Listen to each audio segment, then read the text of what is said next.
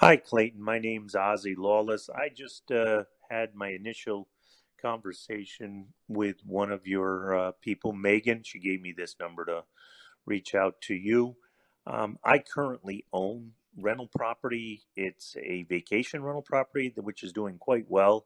I have a pretty good positive cash flow, and the value on the home has gone up tremendously over the last 12 months. Um, when's it a good time to pull the equity out of an investment property and use it for another investment property? Thank you. Thanks, Ozzy. Well, I cannot give you financial advice. I can't tell you when to, to invest or to take money out. I'm not a financial advisor. By the way, financial advisors are pretty awful anyway. But anyway, so I can't give you that advice. But if it were my property, I would take out the equity immediately. Remember what I always say here. You cannot eat equity. So if you've got $5,000, $10,000 in equity, maybe you don't want to do anything with that just yet. But if you've got a significant amount of equity just sitting there, not doing anything for you, then I would absolutely personally be leveraging that equity to be able to buy additional rental properties. Pull out that equity of that investment that's sitting there, cash flowing, doing nicely for you, with interest rates as low as they are, and with banks chomping at the bit for business right now. This is an amazing opportunity to take out some equity in those properties.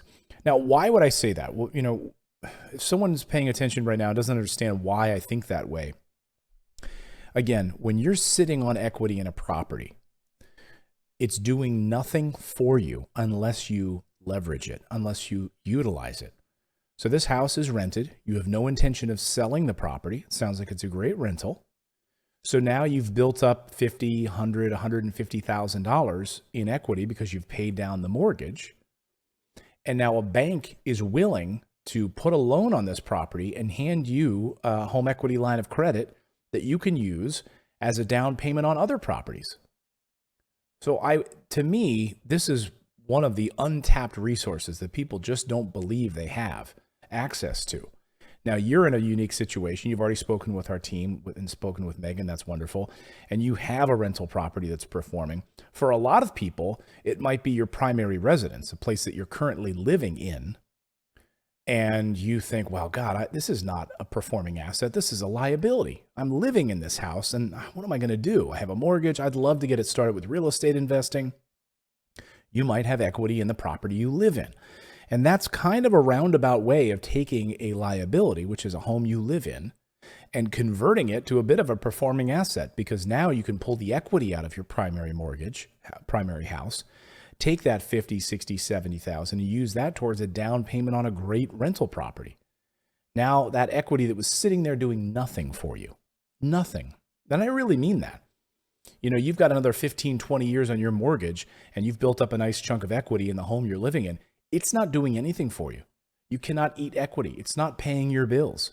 It's basically a fantasy number on paper. Well, why don't you actually use that fantasy number, turn it to cash, turn it into a cash flowing asset.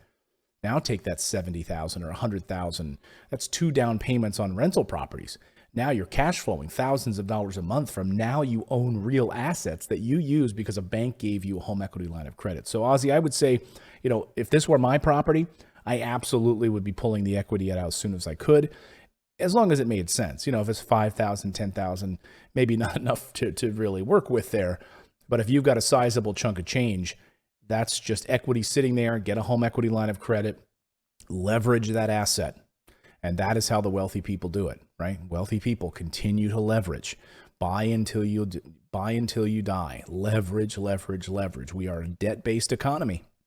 Once Nixon took us off the gold standard, we turned into a debt-based economy. That's how Wall Street makes billions. Why shouldn't you? You shouldn't be left in the dark on that. If you'd like to ask us a question, you can. You can just go to Morris Invest, our website, morrisinvest.com. And leave us a voicemail question. We'll be happy to answer it for you. So thank you so much for your kind words and your time today.